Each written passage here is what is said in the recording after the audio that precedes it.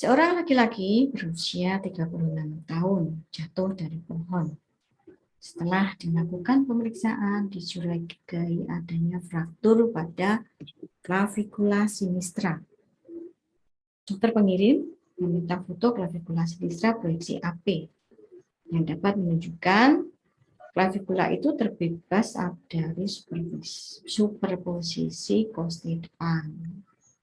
Pertanyaannya, bagaimanakah pengaturan arah sinar pada pemeriksaan tersebut? A. 15 sampai 30 ke arah sepalat. B. 35 derajat sampai 40 derajat ke arah sepalat. C. 45 derajat sampai 50 derajat ke arah sepalat. D. 55 derajat sampai 60 derajat ke arah sepalat. E. 65 derajat sampai 70 derajat ke arah sepalat. Dari jawaban ini kira-kira yang benar mana? Yang A, Kak. Benar sekali. Ya, mungkin ini memang secara teoritis A jawaban ya. Namun nanti pada saatnya kalian praktek di rumah sakit begitu ya, mungkin akan berbeda juga. Namun ini akan saya tunjukkan bagaimana sih pengaturan 15 sampai 30 derajat ke arah sepalat. Sepalat ke arah mana ya? Arah kepala, Kak. Kepala. Kebalikannya? Kaudat. Oke. Semuanya sepertinya sudah di luar kepala deh. Insya Allah nanti hukumnya bagus ya. Amin. Amin. Amin.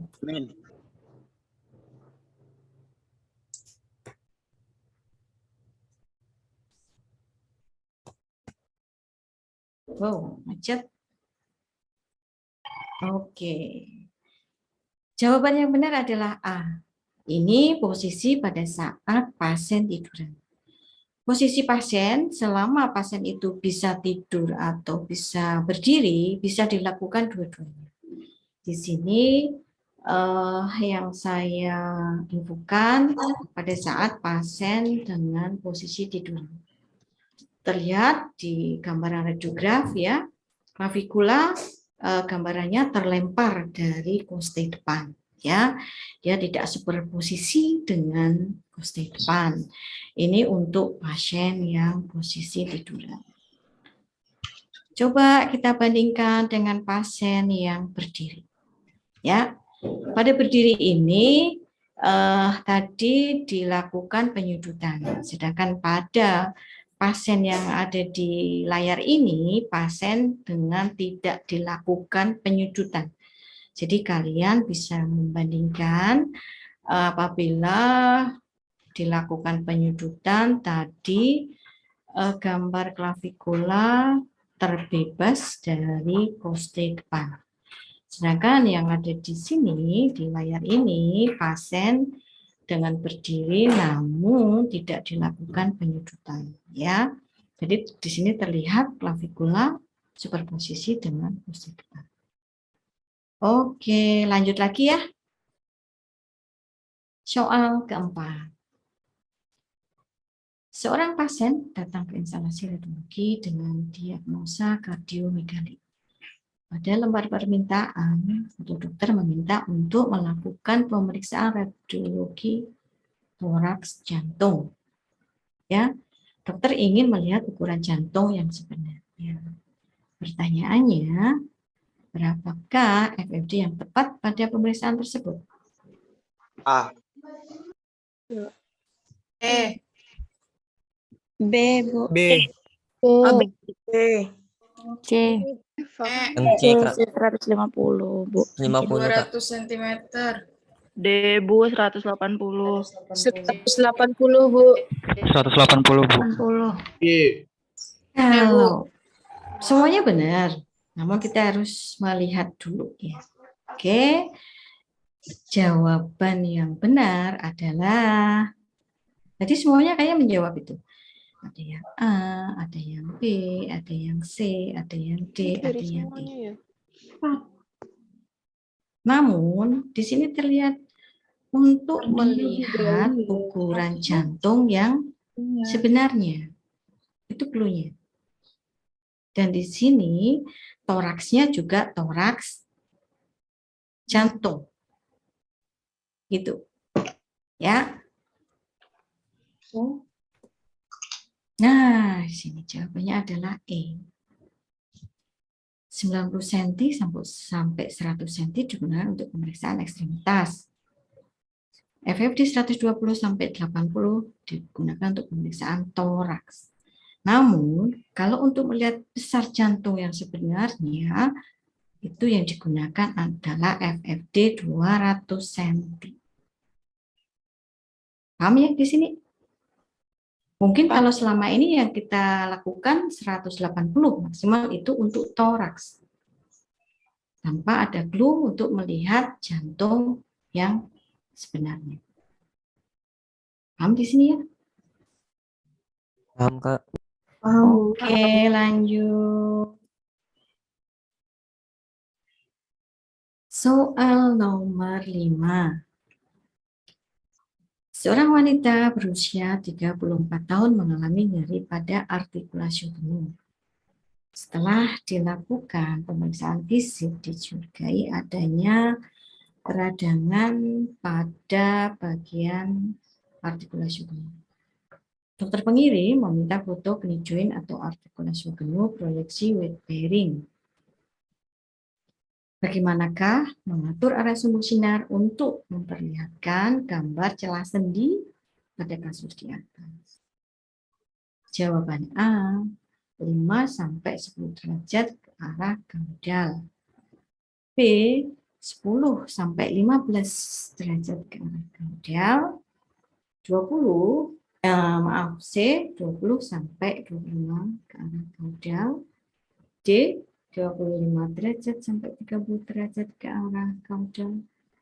E, 30 derajat sampai 35 derajat ke arah kaudal. Kira-kira jawaban yang tepat yang mana? Bu. Yang A, Kak. Oke. Ada yang paham proyeksi weight bearing itu yang bagaimana? Proyeksi weight bearing yang berdiri. Berdiri. Oke. Proyeksi weight bearing yang berdiri. Kira-kira itu kan di sini ada dicurigai peradangan. Yang difoto yang destra atau yang sinistra? Dua-duanya, Bu. Kenapa Banyak, Kak. dua-duanya? Bilateral. Bandingkan, Kak. Melihat perbandingan. Baik, benar sekali ya. Ternyata untuk pemeriksaan ini karena adanya peradangan, dokter pengirim ingin membandingkan antara genu yang dekstra dan genu yang lateral. Baik, oke, deng. Jawaban yang benar adalah yang A. Di sini terlihat, ini PA apa AP? PA. Kenapa dilakukannya PA? Agar objek lebih dekat. Lebih dekat. Bagus sekali, benar sekali. Karena dengan diposisikan PA, objek akan lebih dekat ke film.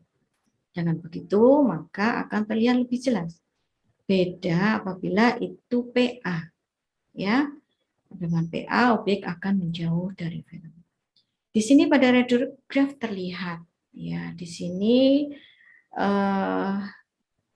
artikulasio akan terbuka sendinya. Ya, di sini dua-duanya antara dekstra dan sinistra. Harapannya dengan posisi weight bearing, dokter pengirim itu akan melihat celah sendinya. Soal yang ke-7. Seorang laki-laki umur 38 tahun datang ke instalasi radiologi dengan membawa surat rujukan untuk pemeriksaan radiologi.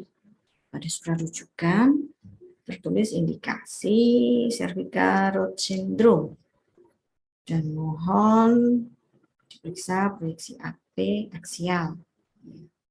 Pasien kooperatif dan dapat berdiri tegak. Radiografer mengatur sudut arah sinar 15 sampai 20 derajat ke arah sampel. Pertanyaannya, apa tujuan dilakukan penyudutan pada kasus tersebut? A. Melihat diskus intervertebralis tanpa terbuka. B. Melihat korpus vertebrae cervical. C. Melihat sigapophyseal joint. D. Melihat intervertebral joint. E. Melihat artikular pilar. Kira-kira jawaban yang paling tepat pada kasus di atas apa? A, Bu. Yang A, Bu. A. Bu. Baik, ya di sini terlihat clue-nya adalah penyudutan. Tentunya dengan adanya penyudutan ini jadi berpikir, kira-kira yang pas apa ya? Dan di sini terlihat antara A, B, C, D, E itu sebenarnya semuanya bisa terlihat ya, karena itu merupakan vertebrae. Semua gambaran dari vertebrae. Namun di sini terlihat cervical dan tidak semua. Jawaban yang A, B, C, D, E itu ada di cervical. Jawaban yang tepat benar adalah A. Oke. Ini adalah posisi ya. Posisi pada saat memposisikan pasien. Pasien bisa berdiri ataupun bisa tiduran ya. Lihat situasi pasien, apakah memungkinkan untuk berdiri ataukah memungkinkan untuk tidur. Ya, di sini pasien menghadap ke cuk, ya. Cuk kita posisikan 15 sampai 20 derajat ke arah sipalat, ya. Di sini pastinya akan terlihat kenapa ini disudutkan. Baik, ini adalah posisinya, tolong dipahami. Dan sebenarnya ini pemeriksaan atau teknik radiografi ini sudah dilakukan ya, dalam arti karena terbiasa dalam melakukan pemeriksaan ini sepertinya menjadi hal yang biasa. Ya, dengan hal biasa, maka pada saat kalian akan dihadapkan dengan soal yang mana soal itu merupakan kasus, tentunya kalian lebih paham karena hal-hal ini merupakan keseharian dalam kalian melakukan pekerjaan sebagai seorang radiografer. Ya, di sini soal itu merupakan apa yang kalian kerjakan. Nah, tertulisnya seperti ini, seperti yang ada di dalam kasus. Ini merupakan gambaran pasien dengan penyudutan. Bagaimanakah hasil radiografinya? Kita akan lihat. Nah, di sini terlihat sekali, ya, diskus intervertebralis terlihat, ya, dengan adanya penyudutan maka akan lebih terbuka. Ini merupakan gambaran radiograf dari X-ray yang dilakukan penyudutan. Coba kita bandingkan dengan yang tidak dilakukan.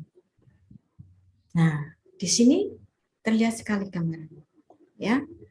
Di sini diskus antar vertebralisnya tertutup, tidak membuka.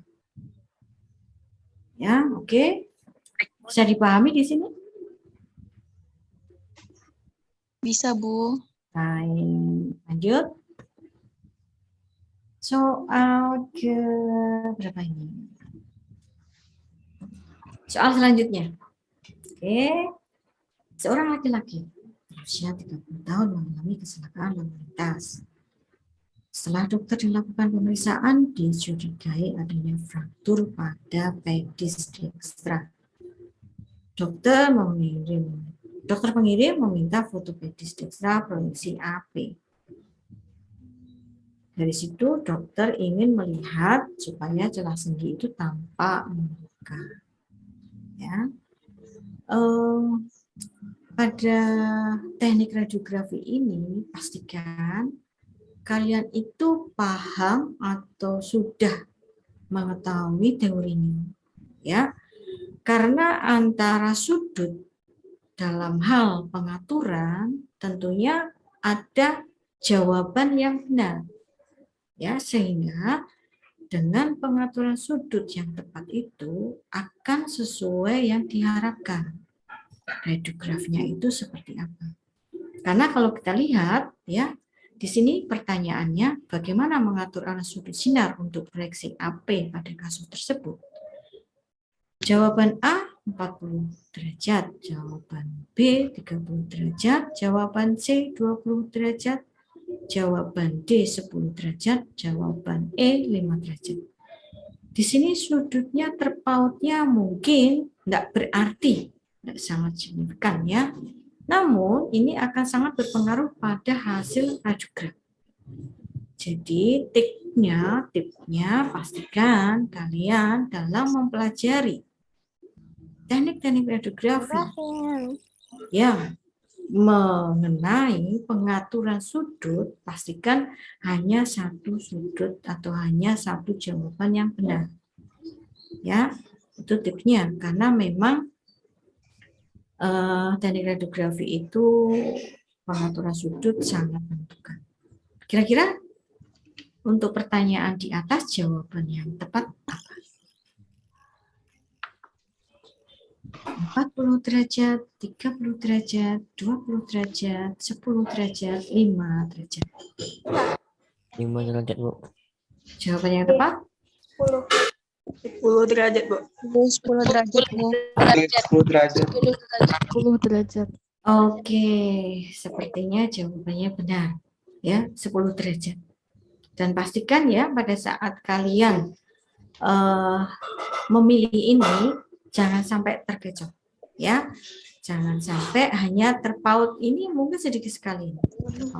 Ya, pastikan di teorinya juga sama. Berapa derajatnya? Jawaban yang benar adalah benar, ya, D. Teng teng teng. Nah, ini pastikan, ya. Pasien duduk di atas meja pemeriksaan, ya. Objek yang akan kita foto diletakkan pada kaset yang sudah disediakan. Pastikan sudut pengaturan 10 derajat. Karena di sini pada hasil radiograf akan terlihat, ya. Metatarsal join akan terlihat, ya. Di sini tersebut metatarsal joinnya juga terlihat. Di sini sendi-sendinya itu akan terbuka, ya. Beda sekali apabila ini tidak dilakukan penyudutan. Pastinya celah-celah sendi itu akan tertutup, ya, tidak akan membuka. Mungkin paham sampai di sini, ya? Paham, Bu. Oke, lanjut. Soal selanjutnya. Tadi sudah saya sampaikan, ya.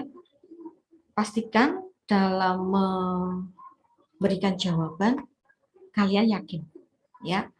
Kalian yakin bahwa jawaban yang akan kalian pilih adalah jawaban yang benar, ya. Karena tadi mungkin hanya ada perbedaan signifikan, ya, yang bisa sama berarti, namun ternyata itu akan berpengaruh pada hasil radiograf, ya. Jadi trik untuk pengaturan CA, ya, general ray, ya, pastikan itu sudah tepat. Seorang pasien datang ke instalasi radiologi dengan membawa permintaan foto ronsen servikal, ya.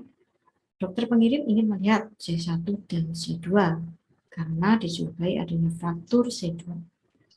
Permintaan foto adalah AP open mouth. Pertanyaannya, bagaimana mengatur CP pada kasus di atas? A. Pertengahan mulut yang membuka. B. Pertengahan mulut yang menutup. C. Lower cartilagotheroid. D. Upper cartilagotheroid. E. Cartilagotheroid. Jawaban yang tepat adalah A, Bu. Bu. Dan pasti benar sekali. di sini sudah ada clue-nya. Open mouth. Nah, mungkin kalian ya dengan mata tertutup pun sudah bisa melihat jawaban A adalah jawaban yang benar. Ya, di sini sudah ada clue-nya. Ini teknik radiografi ini satu teknik mata kuliah yang mungkin karena sudah terbiasa, karena sudah sering dilakukan, jadi tidak sulit ya, karena setiap saat merupakan makanan sehari-hari ya. Jadi menjadi suatu kebiasaan ya. Dengan kebiasaan kalian tidak harus belajar yang ini ya, khusus teknik radiografi mungkin hanya hanya untuk pendalaman aja ya, sehingga kalian memastikan buka lecture-nya seperti apa, itu akan menambah wawasan kalian. Namun karena sudah dilakukan sehari-hari dan merupakan kebiasaan yang menjadi terbiasa, mungkin soal-soal ini menjadi mudah untuk cari jawaban yang benar. Oke, lanjut ke soal. Oh, ini pembahasannya ya. Tadi sudah, karena terbiasa pastinya sudah biasa ya. Dengan melihat gambar ya. Pastinya nanti kalau kalian menghadapi memang benar-benar soalnya itu hanya ada soal ya, hanya ada kasusnya. Kemudian pertanyaannya, kemudian jawaban. Untuk gambar-gambar ini tidak ada semua ya, dan ini hanya untuk memberikan lebih pemahaman ya. Jadi pada saat nanti kalian menghadapi UKOM tidak ada gambar-gambar seperti ini ya. Teori-teori ini hanya ada pada saat pembahasan. Jadi pastikan pada saatnya kalian nanti menghadapi UKOM itu dengan melihat gambar-gambar ini pastinya akan menjadi ingatan atau memorinya. Mudah-mudahan dengan melihat gambar-gambar ini akan tersimpan ya memori-memori kalian pada saat dilakukan pembahasan. Pun tidak hanya untuk soal untuk teknik radiografi. Nantinya keenam mata kuliah yang lain pun pada saat pembahasan itu akan lebih detail lagi. Dan harapannya dengan kalian mengikuti pada soal ini akan memberikan memori yang akan kalian simpan dan nanti akan terbuka kembali pada saat kalian benar-benar menghadapi soal hukum ini. Ya, trik-trik ini seperti apa itu akan memberikan manfaat atau pengetahuan lebih untuk kalian pada saat menghadapi hukum. Baik, soal selanjutnya. Seorang laki-laki umur 55 tahun ya diantar oleh perawat IGD ke instalasi radiologi dengan membawa surat rujukan untuk pemeriksaan radiologi. Pada surat rujukan tertulis indikasi trauma kepala dan mohon diperiksa pada pasien proyeksi lateral. Radiografer sedang mempersiapkan peralatan yang dibutuhkan. Pertanyaannya, di manakah CP pada kasus di atas? Ya, A 2 inci ke superior MAE, 4 inci ke superior MAE, C 8 inci ke superior MAE, D 15 inci ke superior MAE, dan E 20 inci ke superior MAE. Kira-kira jawabannya benar? Yang A, Bu. Pastikan ya, kalian semua ini sudah paham. Bu. Ini sekali. MAE ada yang paham? MAE Paham, Bu. apa itu? Meatus akustik Benar sekali. Dengan melihat jawaban-jawaban ini ada kata-kata MAE. Kalian pasti akan berpikir MAE itu di mana ya? Ya, MRI itu di mana ya? 2 inci, 4 inci, 8 inci, 15 inci, 20 inci. Kira-kira itu yang pas mana? 1 inci berapa senti kira-kira?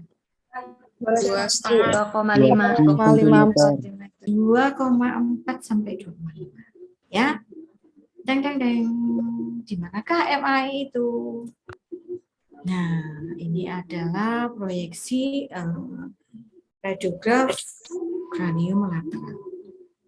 Pastikan kalian itu berpedoman bahwa kranium lateral itu akan pas apabila sela torsika itu terlihat dengan jelas. Ya, sorry.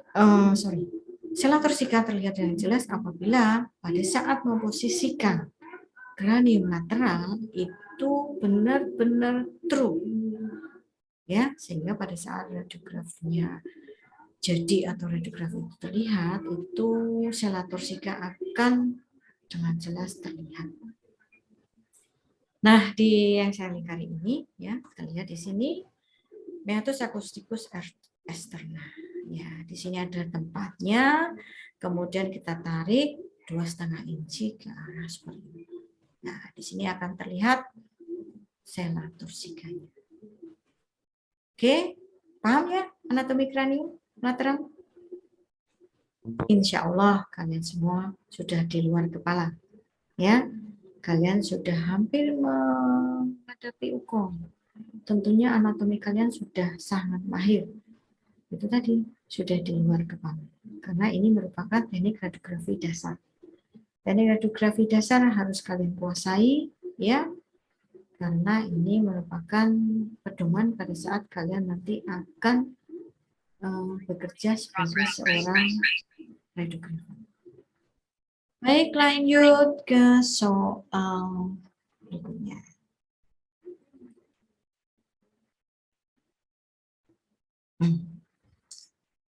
Seorang pasien wanita berumur 48 tahun datang ke radiologi dengan membawa surat permintaan foto PNO IVP.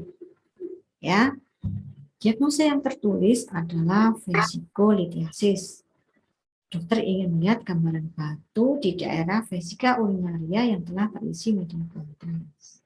Pertanyaannya, pada menit keberapakah pengambilan radiograf yang tepat untuk kasus tersebut di atas?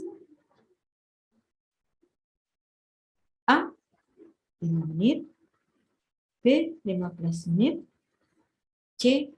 30 menit, D. 45 menit, E. 90 menit. Jawaban yang tepat? C, Bu. 30 menit. 30 menit. Kalian pasti paham ya? PNO IVP itu apa? Blast near oversight. IVP-nya?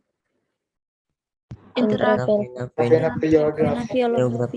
Artinya, PNO IVP adalah Teknik pemeriksaan Urinarius. ya media kontras melalui intravena, Bu.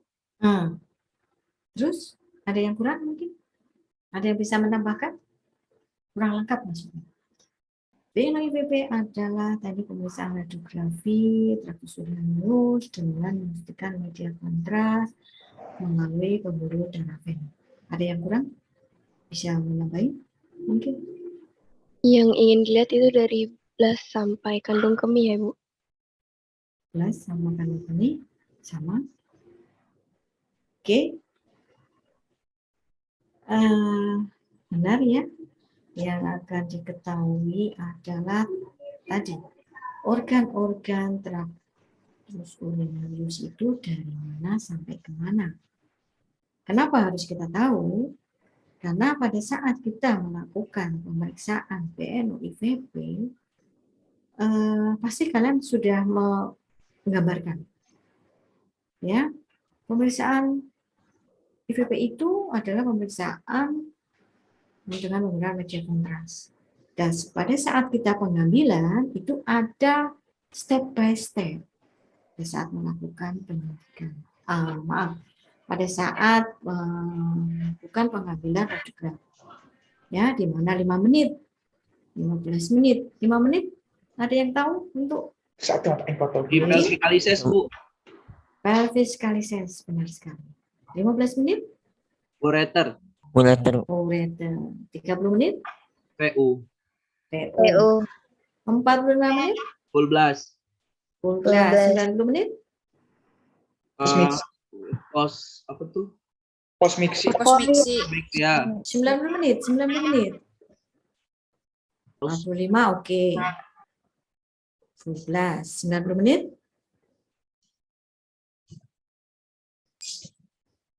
Pasti pada saat kalian menghadapi ini, pasien kalian berpikir gini, normal itu pemeriksaan IVB dilakukan pada pasien sampai 60 menit.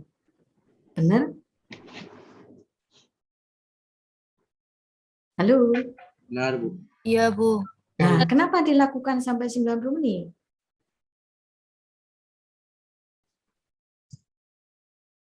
Halo? Untuk mengevaluasi fungsi dari ginjalnya itu tadi, Bu. Ginjal kah? Kenapa harus dievaluasi? Halo? Oke, pada saatnya kita tahu normalitas itu 30 menit sampai 60 menit, 1 jam ya. Namun pada saat-saat kondisi tertentu, tadi sudah disampaikan ya oleh sahabat tadi. Nah, itu kan ada fungsi ginjal yang tidak bagus. Ya, sudah ditunggu sampai 60 menit, namun kontras media belum sampai ke vesika urinaria. Sehingga waktu bisa ditunggu, diunduh sampai 90 menit. Dengan pada saat pengambilan 10 menit, diharapkan kontras media sudah sampai ke vesika urinaria atau full. Ya, jadi dilakukan 90 menit. Ya, mungkin ini refresh kembali ya. Tadi sudah benar, untuk jawaban adalah C. Ya, 30 menit. Nah, ini adalah radiograf memasukkan injeksi media, pos injeksi media kontras. 5 menit, media kontras akan mengisi pelvis kalises. Kemudian 15 menit akan mengisi ureter. Mungkin ada yang bisa berkomentar bagaimana dari dua radiograf ini terkait dengan persiapan. Mungkin ini hanya untuk menambah atau refresh kembali ya persiapan pasien untuk pemeriksaan PNVB. Ada yang bisa mengomentari dari dua radiograf ini, dilihat dari segi persiapan pasien? Halo. Di foto 5 menit ini terlihat media kontras baru memasuki ginjal, Bu. Oke, pelvis kalises ya. Oke, ada yang lain? Dan di foto 15 menit ini media kontras baru memasuki ureter. Oke. Mungkin ada yang lebih, ada yang lain lagi? Pasien kurang dalam melakukan urus-urus. Iya, benar sekali ya. Di gambar dua radiograf ini terlihat sekali persiapan pasien tidak bagus ya. Karena di sini bisa terlihat gambaran lusen ya. Lusen yang seharusnya untuk pemeriksaan PNVB ini kan harus dilakukan dengan persiapan yang benar atau yang bagus. Kebetulan ini memang meskipun persiapan pasien tidak bagus, namun kontras media yang mengisi pada pelvic kalises maupun pada ureter ini bisa terlihat. Kebetulan sekali ini. Namun bisa jadi karena persiapan pasien yang kurang bagus, kontras media itu tidak terlihat atau bahkan sama sekali tidak terlihat atau samar-samar. Ya.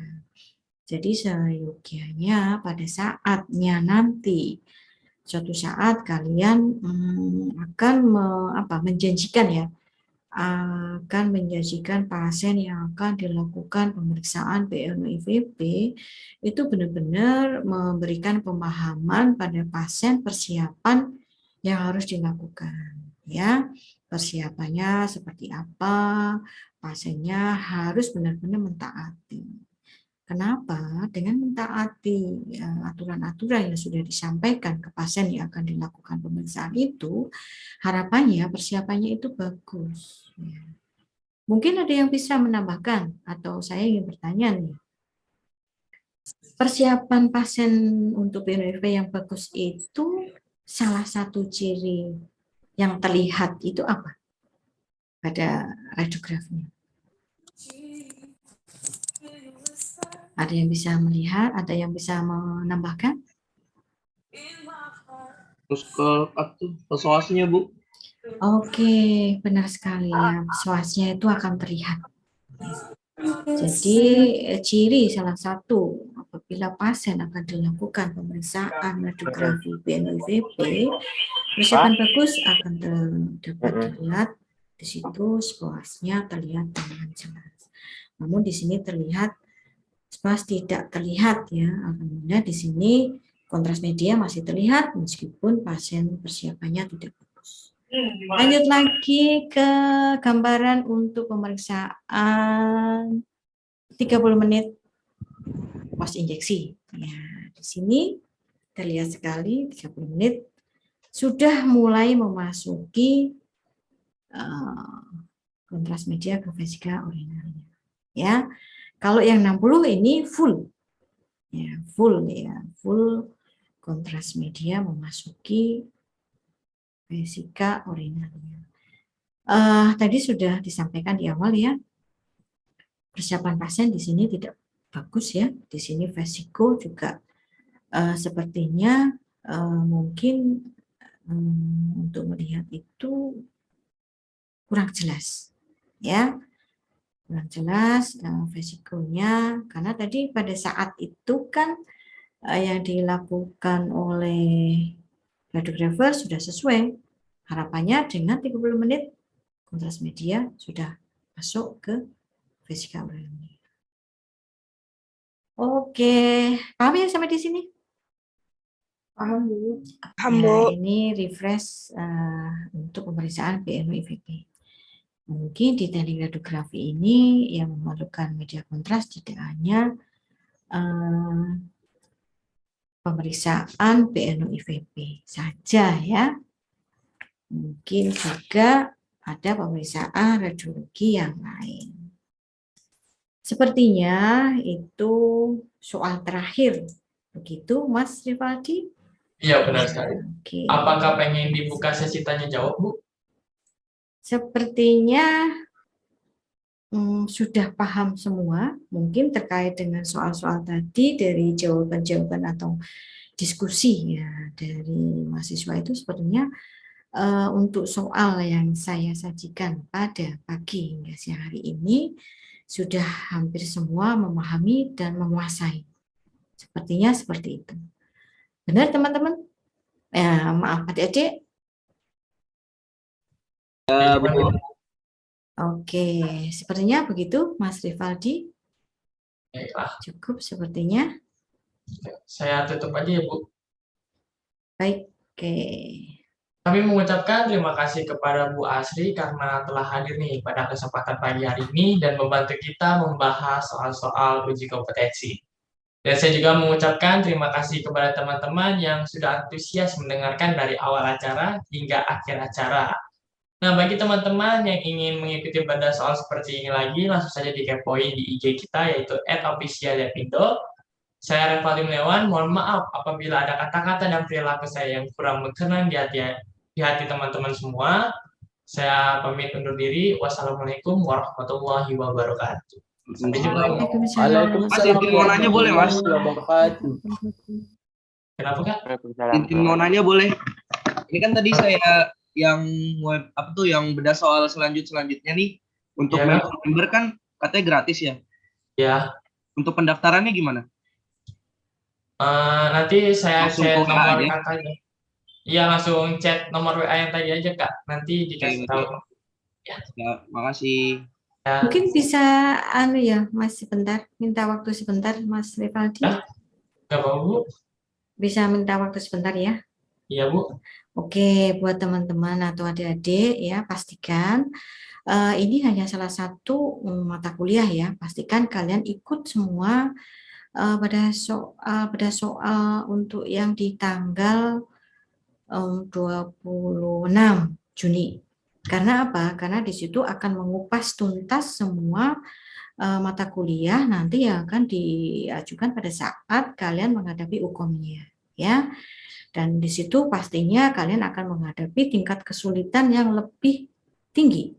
Dengan mengikuti pada soal ini, pastikan kalian akan lebih terbiasa sehingga pada saat menghadapi UKOM nanti akan lebih siap, lebih mantap, lulus UKOM jadi redugrafer. Begitu, Mas Riwardi, terima kasih. Benar Itu sekali, Bu. adik-adik semua.